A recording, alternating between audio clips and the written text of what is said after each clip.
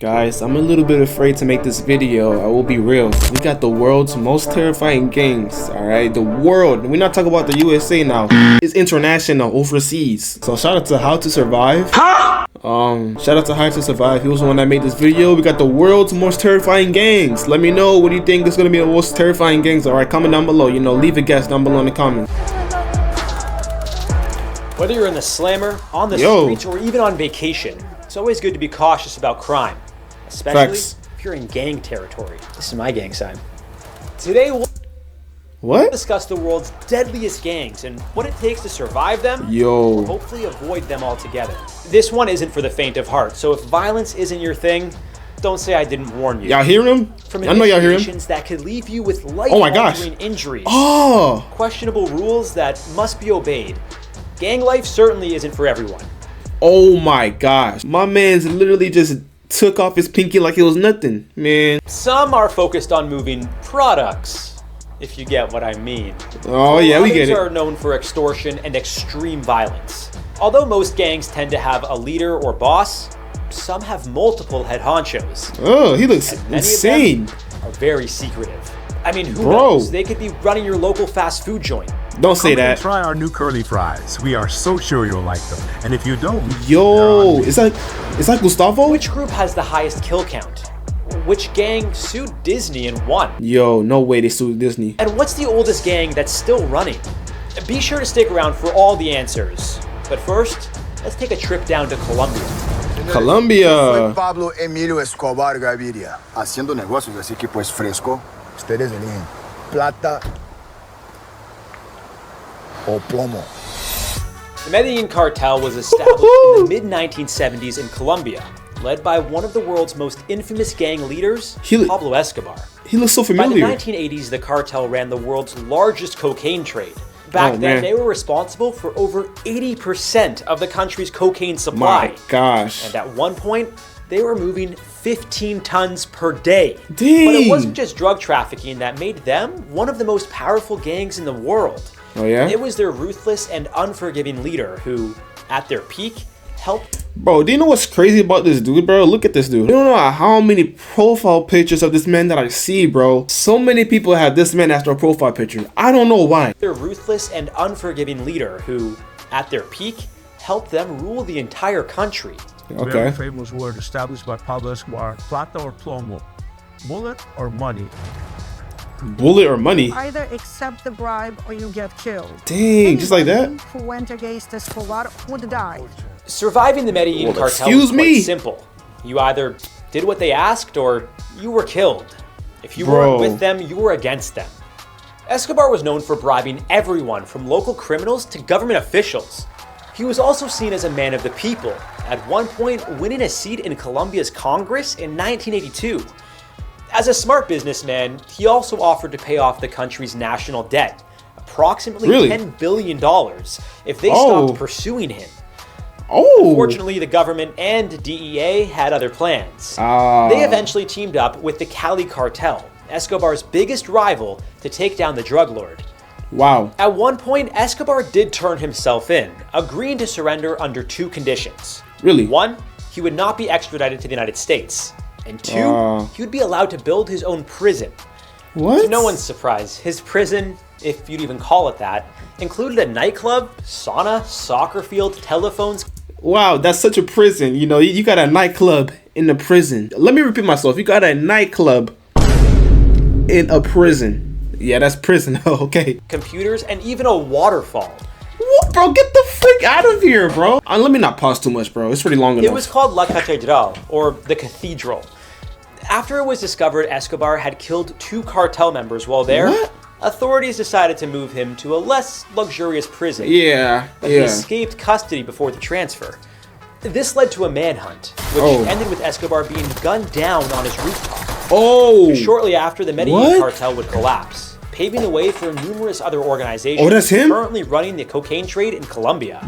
But when the Escobar-led cartel saw its demise, an opportunity also arose for the Mexican cartels to gain control over the international drug trade.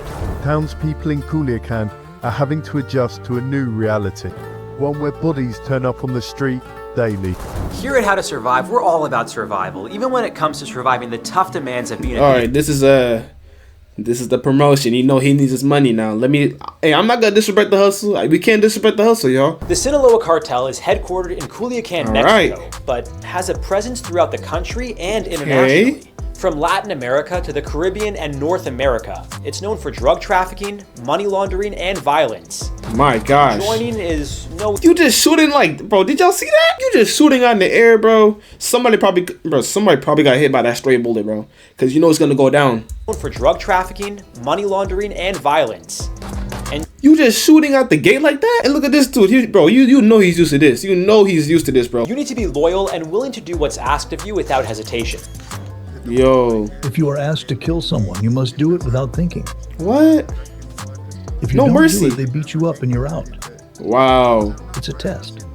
If you can't do it, you don't join us. Founded in the late 60s, the cartel started small, with a focus on smuggling marijuana into the US. They also pioneered the use of planes for large-scale trafficking operations. But it was in the 1990s when the Sinaloa cartel truly rose to power. Work today is broken. We're all working in too many That's when things took a turn for the worse. Violence paralyzed the streets of a Mexican city yesterday as security forces traded gunfire with heavily armed members of a drug cartel.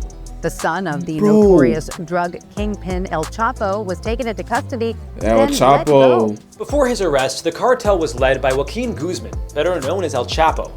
It wouldn't Look be at long my man's before he eyes. became one of the US's most wanted criminals. Following an arrest in Mexico back in 2001, El Chapo managed an escape, fearing he would be extradited to the US. What? In 2014, El Chapo was arrested a second time and put in a maximum security prison. Maximum. But incredibly, in 2015, he managed to escape again. How do you escape? Bro, this dude needs to be studied, dog. Did he not just say he was put in a maximum security type prison? Yeah, he still escapes. What? Like, what? It gets to a point, bro. Come on, dog. A well-lit, mile-long tunnel built below his cell's shower area. It even had a motorcycle on rails. Gotta hand it to him. This guy is as slippery as an otter. The dramatic moments just before, just when El Chapo disappears into a tunnel. He had a motorcycle on call. On your screen for the first time. With the help of local law enforcement, the Army, and even the Mexican Navy's Special Forces, El Chapo was again arrested in 2016 and extradited to the United States the following year. And his new prison cell is ultra secure. Oh yeah? We did a whole episode about it, Let's see. Be sure to check that out after this. Okay. The leadership of the Sinaloa cartel was then transferred to El Chapo's 4 sons, known as El Chapitos. 2 of them were arrested in 2024 alongside El Mayo, another co-founder of the Sinaloa cartel, leaving the other 2 in control. Even with leadership being captured and rival cartels such as the CJNG engaging in turf wars to grow their network, the Sinaloa cartel remains one of the most powerful and deadly. Between shootouts, ruthless aggression, and the worldwide drug distribution, it's likely the Sinaloa cartel is the deadliest on our list today. Oh my God. Trafficking will never end. They caught El Chapo, but there's already someone else. Bro, they can never catch a break. Will take his place. This doesn't have an end. Before we take you to the other side of the world to look at our only semi-legal gang collective on the list, make sure to like and subscribe for more unbelievable survival stories. Subscribe right now, y'all. The Yakuza are 22 different designated organized crime groups that make their money in Japan. Oh, we in Japan. Now you know Japan goes down. You know they go down, bro. From gambling, extortion, drug dealing, prostitution, child pornography, blackmail. Whoa, child what? Fraud, increasingly, and any other crime that you can think of. And they've been doing all of this since 1612, making them the oldest crime syndicate on our list. From gambling to construction and even politics, the gangs that make up the Yakuza have found ways to make money while operating somewhat legally. It's not illegal to join the Yakuza, and many of the gangs invest in legal businesses and donate to charities. There are some registered offices, but recent laws have led to many closing down and declining Yakuza activities, as well as a decrease in their memberships. And known for strict codes of honor, there is often one boss in a gang and those who work under him. A blood oath is usually taken to show allegiance to the family. Why we all tied it up for? Those who break the rules often show regret or atonement by cutting off their left pinky finger, a ritual called yubitsume. Rooted in Japanese... Of course it's a ritual, though. Cutting off your pinky is a part of... Okay, alright. history, those who carried swords drew them with their left hands. What? Since the pinky finger was very important in such situations, cutting the pinky finger represents a loss of control when drawing a sword. I also did yubitsu. You can see how my pinky finger is missing here. One of the more Why would you do that? groups was Yamaguchi Gumi, led by Kazuo Taoka until his passing in 1981. Given their long-lasting history in the country, some respect the Yakuza despite their links to crime. Following the Great Hanshin earthquake in 1995 and the Tohoku earthquake and tsunami of 2011, the Yakuza were some of the first to donate and deliver supplies to those in need. Okay. Some have also opted to focus more on bribery than violence, giving them the title of one of the least murderous criminal groups in the world. Other Yakuza, as well as the government and even Chinese groups like the Triads, can be seen as threats. And they're not the only gang that loves tattoos. What is that? Oh, that's that. Police in Russia say one of the main figures in the country's organized crime community has been gunned down in Moscow. Aslan Usoyan controlled a criminal group which trafficked drugs and weapons and ran clandestine businesses. Oh, we're in Russia. The Russian mafia, aka the Bratva, is known for its influence, power, wealth, and illegal business dealings. Although they are primarily based in their home country, they have divisions internationally across Europe and North America. Organized crime and political influence are the mainstays of the Russian mafia, with their main rivals being law enforcement and other crime syndicates. With many different groups across various regions, there isn't necessarily one leader, what the freak is going on? Influential figures and bosses who often coexist and do business together. Like the Yakuza, one way to identify members and their rankings is by their distinctive tattoos, which became common among Russian prisoners during the Soviet Union days. If you're looking to survive as a member, you'll need unwavering loyalty. This includes not ratting each other out and possibly even taking the blame for someone else's crime. Breaking the Thieves' Code, as it's called, is punishable by death. Following the collapse of the Soviet Union in the 1990s, the Russian mafia became incredibly powerful, as the country itself had lost its structure and identity. Businesses started to pay for protection, state assets became privatized, not the statue. Crime ran rampant. Often referred to as the Wild 90s, this is when the Russian mafia was at its peak. Today, the Russian mafia is still active, but isn't as brazen with Vladimir Putin at the helm. Instead, it works alongside him to ensure he looks the other way when they do business how they please. Next up are a couple of gangs known for their distinctive dress codes and drive-by shootings. Considered two of the most notorious street gangs in the United States. Now, this is actually probably in America. This is like the first American gang we've seen all video, so let's see. The Bloods and Crips started out in Los Angeles, but have since gone international. The Crips were founded by Raymond Washington and Stanley Tookie Williams in 1971, when both were in high school. However, it wouldn't be long before the Crips would grow beyond their control. Nearby neighborhoods would start forming their own Crip gangs, with different leaders for each section, and they quickly began causing problems. And that's how I became a Blood gang member, willing to fight back. And that was in 1977. I joined a movement, and the movement was to not be a victim of the Crips. In response to the growing power of the Crips, the Bloods were formed, and throughout the 70s and 80s, they would often engage in violent street wars. Aside from being each other's biggest rivals, law enforcement and neighboring gangs oh, come on, it was getting good. Gangs are also considered threats. Some Crips even fight each other. What? Bloods used to be the main rivals of the Crips, but now they're just as many Crips are against one another than there are Bloods. A lot of Crips and Bloods have become allies because they share the same common Crip enemy. These two teaming up over a common enemy isn't unheard of either. Following the acquittal of the police officers involved in the Rodney King attack in 1991, numerous gangs discussed a peace treaty to combat police brutality. A couple of popular gang leaders from different gangs, from different areas, different sets, had a meeting and decided that this was the perfect opportunity to try to bring a peace treaty, a truce between the gangs. To survive, you need to be street smart, knowing who's your ally and who's not. It's kill or be killed. Joining either one isn't as simple as wearing red as a Blood or blue as a Crip. It could involve a sketchy initiation like jumping in, where a group of members brutally assault a recruit. Yo, he throwing hands. To test their he ready, bro. toughness and commitment. He ready. Yeah, I think I'll pass on this one. Today, the gangs aren't as prominent as they were in the 70s, 80s, and 90s, but they're still active with a primary focus on drug trafficking and extortion. Yeah, pretty much they still out there somewhere. Next up is a gang known for their love of the open road and rock and roll. What? I was told when you meet a Hell's Angel and you got your sunglasses on, you better lift your sunglasses up and look that person in the eye. That member wants to see your eyes.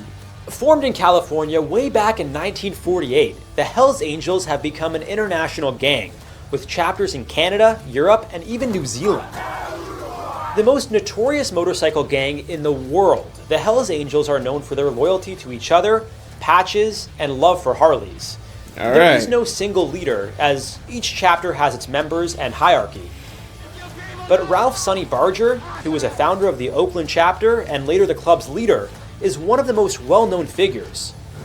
Sonny Barger had genuine leadership capabilities. He was also probably the toughest son of in the bunch, too. Before his passing at the age of 83 in 2022, Barger claimed the Hells Angels were a bunch of fun-loving guys who just ride motorcycles. The U.S. Department of Justice strongly refutes that. According to their research data, the Hells Angels are involved in murder, trafficking drugs, including meth, cocaine, heroin, and anything else you'd be interested in. They also buy and sell firearms. And it takes more than just being tough as nails to ride with these guys. Becoming an official member of the Hells Angels can take years. To start, you need to know a member and, of course, own an American-made bike. At first, you become a hang-around, which allows the other members to get to know you. You may be given small tasks to complete, and after a year or so, you could become a prospect. To get full membership, you have to be voted on by the members of your charter, and you have to receive a 100% vote. If one member of that charter votes against you, your prospecting phase continues. And once you become a full member, that title lasts for life. Surviving requires an unwavering loyalty to the club and the Brotherhood. To no surprise, other US-based motorcycle gangs, such as the Outlaws, and of course law enforcement, are the Hells Angels' biggest rivals. The media is also a threat to their image, something very sacred to the club. So when Disney mentioned the Hells Angels and featured their logo in the 2007 buddy comedy movie Wild Hogs, they slapped them with a lawsuit. You got a deal. Prior to the film's release, the lawsuit was voluntarily withdrawn after Disney agreed to remove all references to the biker gang. Aside from burning rubber, they also love rock and roll. But when they were hired as security for the Altamont Speedway Free Festival in 1969, a Woodstock-like concert, things took an ugly turn. Oh yeah? Sonny Barger blamed headlining act The Rolling Stones for the violence that killed 4 people, injured several more, and caused major property damage. What? One of the Hells Angels, Alan Pissarro, stabbed and killed concertgoer Meredith Hunter, an 18-year-old who drew a revolver. After that, all hell broke loose. Oh my god. Let's just say, unlike their song, the Rolling Stones didn't have much sympathy for the devil. Now, hopefully we've convinced you not to join a gang. Right. Unless you want to join the How to Survive gang. In that case, hit that subscribe button. But in all seriousness, we've only scratched the surface here. There are several incredibly dangerous gangs that we'll get into in our next episode. Alright, guys, we don't gotta be in gangs, alright? We can all just be, respectful towards each other. Be respectful, alright? Be kind, be polite, be innocent, alright? But that was the world's most terrifying gangs in the world. Let me know which one you think is the most terrifying. I don't really know. I can't really decide. I can't really decipher which one is the most scariest to me. But yeah, comment down below whatever you think it is. But if you guys enjoyed the video, please make sure to terminate that like button and also subscribe to join the EJ Nation. We're trying to hit 1,000 subscribers as fast as possible. And I will see you guys in the next video.